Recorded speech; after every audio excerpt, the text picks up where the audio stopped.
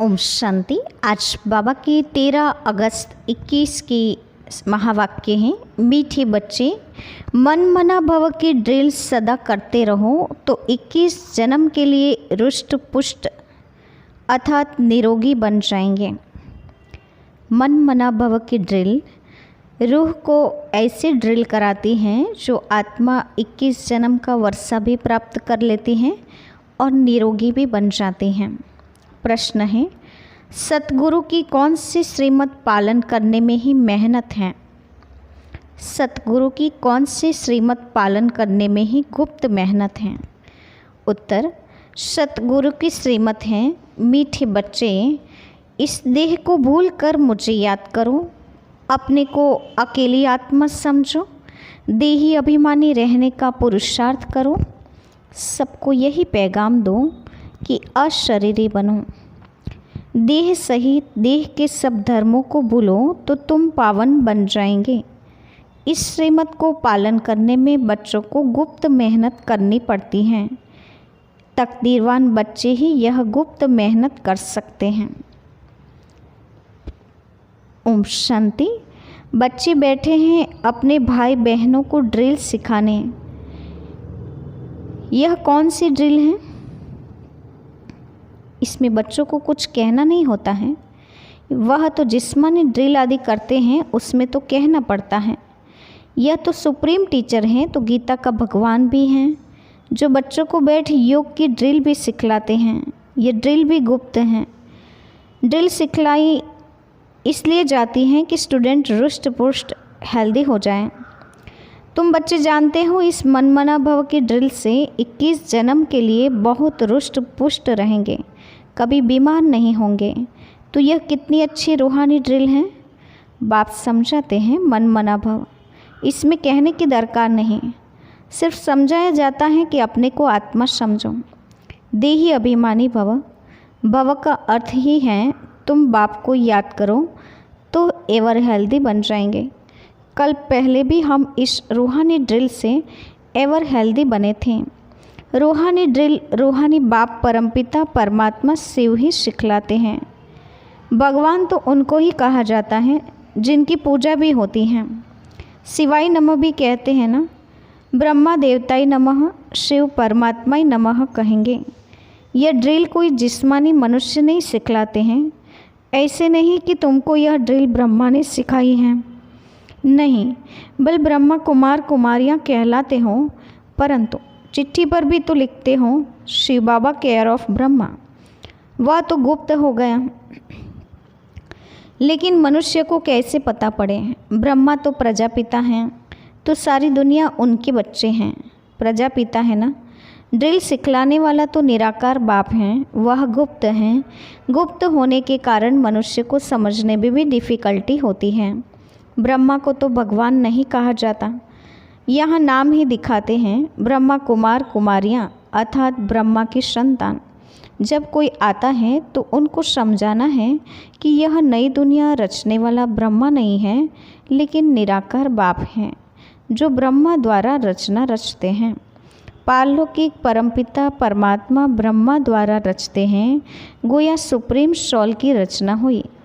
तुम पत्र के ऊपर लिखते हो शिव बाबा केयर ऑफ ब्रह्मा, तो यह याद करने की युक्ति है। शिव बाबा सिखलाते हैं ब्रह्मा द्वारा, बस सिर्फ कहते हैं मन मना भव, और कोई तकलीफ़ नहीं दी जाती है। सिर्फ कहा जाता है तुम अपनी उन्नति चाहते हो और सचखंड का मालिक बनना चाहते हो, तो सचखंड स्थापन करने वाला तो एक ही सत्य बाप है, उसे ही याद करो। बेहद का बाप ही आकर बच्चों को कहते हैं मुझे याद करो तो पापों से मुक्त होंगे। कृष्ण को पतित पावन नहीं कहा जाता है, सिवाय परमपिता परमात्मा के और कोई नाम नहीं लेंगे। गॉड फादर ही कहेंगे। सब उनको फादर कहते हैं, फिर उनको सर्वव्यापी कैसे कह सकते? कहते हैं वह आते हैं लिबरेट करने के लिए। यह मनुष्य नहीं जानते, तो कल्प की आयु ही उल्टी लिख दी है। अब बच्चों को यह ड्रिल करनी है। ज्ञान तो मिला हुआ है, जब बैठते हो तो अपने को देही समझकर बाप को याद करो तो विकर्म विनाश होंगे। टीचर सामने बैठता है गद्दी पर तो शोभता है।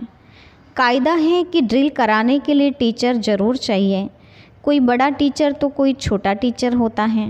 अब तुम्हारा इम्तिहान लेने की कोई दरकार नहीं, क्योंकि तुम खुद जानते हो कि हम कितना समय मोस्ट बिलवेड बाप को याद करते हैं। ब्रह्मा कोई मोस्ट बिलवेड नहीं है, बिलवेड मोस्ट वह है जो सदा पावन है। तुम बच्चे जानते हो सबसे प्यारा कौन है। मनुष्य परमात्मा को ही याद करते हैं, हे दुखहर्ता सुखकर्ता। उसको लिबरेट भी करते हैं, अर्थात कि दुखों से मुक्त करने वाला। तो बच्चों को अपना पुरुषार्थ करना है। ड्रामा प्लेन अनुसार यह दुनिया पावन होनी जरूर है और पावन दुनिया बनने के लिए आग लगनी है। यह भी जानते हो आग कैसे लगेगी। विनाश होने बगैर दुनिया पावन बन नहीं सकेगी। यह है रुद्र ज्ञान यज्ञ। रुद्र और शिव कोई फर्क नहीं है, परंतु शिव नाम है मुख्य, बाकी तो अपनी अपनी भाषा में अनेक नाम रख दिए हैं। असुल नाम शिव हैं।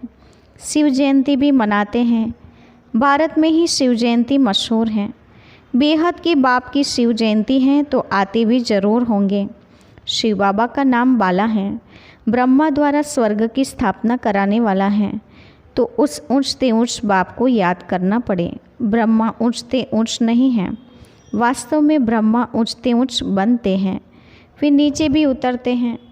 तुम भी नीचे थे, अब ऊंच बन रहे हो। एकदम ऊंच बाप के घर में चले जाएंगे। तुम इस समय त्रिकालदर्शी बन रहे हो। तुम खुद जानते हो कि हम ही स्वदर्शन चक्रधारी हैं। हम ब्रह्मांड और सृष्टि के आदि मध्य अंत को जानने वाले हैं। ब्रह्मांड अर्थात ऊंच, जहाँ सभी आत्माएं निवास करती हैं। दुनिया में और कोई नहीं जो समझाए कि मूल वतन में आत्माएं रहती हैं। विश्व और ब्रह्मांड अलग अलग हैं। आत्माएं रहती हैं निर्वाण धाम में, जिसको शांति धाम भी कहा जाता है। वह सबको प्यारा लगता है। उसका असली नाम निर्वाण धाम व शांति धाम है। आत्मा का स्वरूप है शांत। एक शांति धाम फिर है मूवी धाम और यह है टॉकी धाम।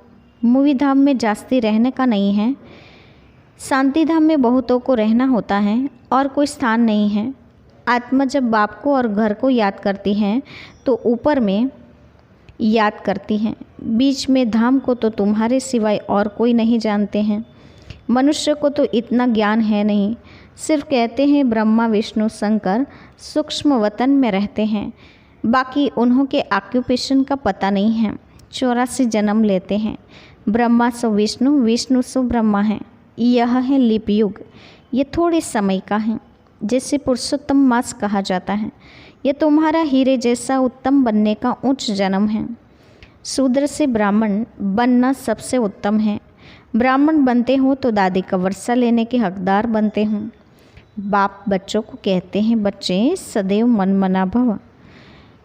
बाप का मैसेज सबको देते रहो। बाप को कहा ही जाता है मैसेंजर, और कोई भी मैसेंजर अथवा पैगंबर नहीं है। वह तो आकर अपना धर्म स्थापन करते हैं। पैगंबर सिर्फ एक हैं, वही आकर तुमको पवित्र बनने का पैगाम देते हैं। वह आते हैं धर्म स्थापन करने। वह कोई वापस ले जाने वाले गाइड नहीं है। वह तो एक ही सद्गुरु सद्गति देने वाला है। सच बोलने वाला, सच्चा रास्ता बताने वाला तो एक ही परमपिता परमात्मा शिव हैं। तो बहुत गुप्त मेहनत करनी है बच्चों को। अभी तुम जानते हो हमको यह देह भूलकर एक बाप को याद करना है। शरीर छूटा तो सारी दुनिया छूट जाती है, आत्मा अकेली बन जाती है। बाप कहते हैं देही अभिमानी बनो, फिर कोई भी मित्र संबंधी याद नहीं पड़ेंगे। हम आत्मा हैं, हम चले जाएंगे बाप के पास। बाप राय देते हैं तुम मेरे पास कैसे आ सकते हो। यह बाबा भी नामी ग्रामी हैं। इन द्वारा बाप सभी आत्माओं का गाइड बन मच्छरों सदृश वापस ले जाते हैं। यह यथार्थ ज्ञान सिर्फ तुम बच्चों की बुद्धि में है। तुमको पांडव सेना भी कहते हैं। पांडव पति स्वयं साक्षात परमपिता परमात्मा है, जो तुम बच्चों को ड्रिल सिखला रहे हैं। हूबहू कल पहले मुआफिक। जब विनाश होगा तो सब आत्माएं शरीर छोड़ चली जाएगी। सतयुग में जब थोड़ी आत्माएं हैं तो एक राज्य हैं, अभी अनेक हैं, फिर ज़रूर एक होगा। यह ज्ञान सारा दिन बुद्धि में सिमरण करना है। बच्चों को प्रदर्शनी पर भी समझाना है। जब न्यू दिल्ली थी तो नया भारत था। एक ही आदि सनातन देवी देवता धर्म था। आदि सनातन कोई हिंदू धर्म नहीं था। हम ब्राह्मण सो देवता बनते हैं। यह कोई और धर्म वाले मानेंगे नहीं। जो पहले आते हैं वही 84 जन्म लेते हैं। यह है बिल्कुल सहज समझने की बातें। अब तुम बच्चों की बुद्धि में है कि अब नाटक पूरा होता है। सभी एक्टर्स आ गए हैं। 84 जन्म पूरे किए हैं। अब फिर घर चलना है, क्योंकि बहुत थक गए हो ना। भक्ति मार्ग है ही थकने का मार्ग। बाप कहते हैं अब मेरे को याद करो, औरों को भी पैगाम दो कि देह सहित देह के सब धर्म को छोड़ अपने को आत्मा समझ बाप को याद करो। अशरीरी बनो तो पावन बन जाएंगे, क्योंकि सब वापस घर चलना है। मौत सामने खड़ा है। यहाँ भी बच्चे बाप के पास सम्मुख रिफ्रेश होने आते हैं। बाप सम्मुख बच्चों को समझाते हैं कि बच्चे देह अभिमान छोड़ मामेकम याद करो। यह पुरानी दुनिया अब ख़त्म होनी है। तुम एक बाप को याद कर पवित्र बनेंगे तो पवित्र दुनिया के मालिक बनेंगे। अगर मेहनत नहीं करेंगे तो फल भी नहीं मिलेगा, फिर सज़ा खानी पड़ेगी। बाप कहते हैं कि अपनी कमाई जमा करते रहो और दूसरों को भी निमंत्रण दो। बाप का रास्ता भी बताओ। तुम बच्चों को भी कल्याणकारी बनना है। अपने मित्र संबंधियों का भी कल्याण करना है। यहाँ तुमको देही अभिमानी बनाया जाता है। महामंत्र देते हैं। प्राचीन योग बाप ने ही तो आकर सिखाया है, जिसके लिए ही गाया जाता है। योग अग्नि से पाप दग्ध हो जाएंगे। कल पहले भी यही इशारा मिला था। बाप इशारा देते हैं कि अपने को आत्मा समझ मुझे याद करो। रहो भल गृहस्थ व्यवहार में। गाया हुआ है शरण पड़ी मैं तेरे। यह भी होता है जब कोई दुखी होते हैं तो उच्च ताकत वाले की जाए शरण लेते हैं। यहाँ तो प्रैक्टिकल में है। जब बहुत दुख देखते हैं, सहन नहीं कर सकते हैं, लाचार होते हैं, तो फिर भाग कर आए बाप की शरण लेते हैं। सदगति तो सिवाय बाप के कोई दे न सके। बच्चे जानते हैं कि पुरानी दुनिया विनाश होनी है, तैयारी हो रही है। इस तरफ तुम्हारी स्थापना की तैयारी, उस तरफ विनाश की तैयारी। स्थापना हो गई तो विनाश भी जरूर होना है। तुम जानते हो बाबा आया है स्थापना कराने। इन द्वारा वर्षा भी जरूर मिलेगा। बाकी प्रेरणा से थोड़े ही काम चलता है। टीचर को कहेंगे क्या कि हम आपकी प्रेरणा से पढ़ लेंगे। प्रेरणा से अगर सब कुछ होता तो शिव जयंती क्यों मनाई जाती। प्रेरणा से करने वाले की तो शिव जयंती मनाने की दरकार ही नहीं। जयंती तो सभी आत्माओं की होती हैं। आत्माएं सब जीव में आती हैं। आत्मा और शरीर जब मिलते हैं तो पार्ट बजाते हैं। आत्मा का तो स्वधर्म है शांत। उसमें ही नॉलेज धारण होती है। आत्मा ही अच्छा बुरा संस्कार ले जाती है। बाप तो स्वर्ग क्या रचयिता हैं। वहाँ तो पवित्रता ही है। अपवित्रता का नाम निशान नहीं है। यह है विषय सागर। कितना क्लियर समझाया जाता है तो भी किसकी बुद्धि में नहीं आता। परंतु तुम किसको भी दोष नहीं देते हो। ड्रामा के बंधन में सब बांधे हुए हैं। तुम समझते हो सीढ़ी ऊपर से नीचे उतर आए हैं। ड्रामा अनुसार हमको उतरना ही है। फिर बाप कहते हैं अब चढ़ने के लिए पुरुषार्थ करना है। परंतु जिनकी तकदीर में नहीं है वह ऐसे कहते हैं। जो ऐसे कहते हैं उनसे समझ जाते हैं कि इनकी तकदीर में नहीं है। 2-4 वर्ष चलते चलते फिर गिर पड़ते हैं। महसूस भी करते हैं कि हमने बड़ी भूल कर दी है, बड़ी चोट खाई है। यह भी आधा कल्प की बीमारी है, कम नहीं है। आधा कल्प के रोगी बने हैं। भोगी बनने से रोगी बन जाते हैं। तो बाप आकर पुरुषार्थ कराते हैं। कृष्ण को योगेश्वर कहते हैं। इस समय तुम सच्चे सच्चे योगी हो। योगेश्वर तुमको योग सिखलाते हैं। तुम ज्ञान ज्ञानेश्वर भी हो, फिर बनेंगे राज राजेश्वर। ज्ञान से तुम धनवान बनते हो, योग से निरोगी एवर हेल्दी बनते हो। आधा कल्प के लिए तुम्हारे सब दुख दूर हो जाते हैं। तो इसके लिए कितना पुरुषार्थ करना चाहिए। अच्छा, मीठी मीठी सिकिलते बच्चों के प्रति माता पिता बाप दादा का याद प्यार और गुड मॉर्निंग। रूहानी बाप की रूहानी बच्चों को नमस्ते। हम रूहानी बच्चों की रूहानी माता पिता बाप दादा को याद प्यार और नमस्ते।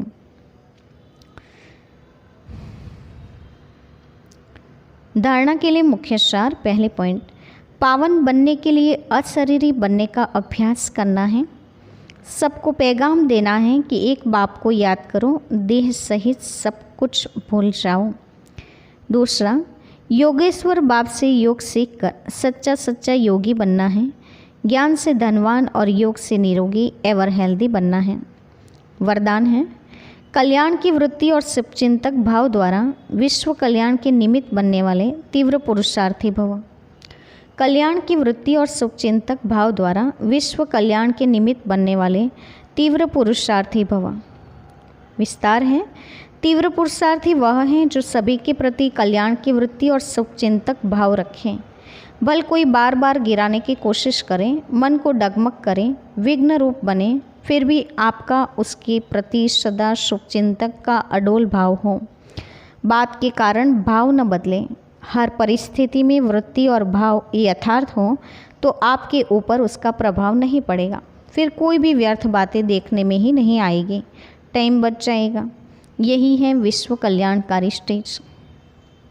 स्लोगन है, संतुष्टता जीवन का श्रृंगार है, इसलिए संतुष्ट मणि बन संतुष्ट रहो और सर्व को संतुष्ट करो। संतुष्टता जीवन का श्रृंगार है, इसलिए संतुष्ट मणि बन संतुष्ट रहो और सर्व को संतुष्ट करो। अच्छा, ओम शांति।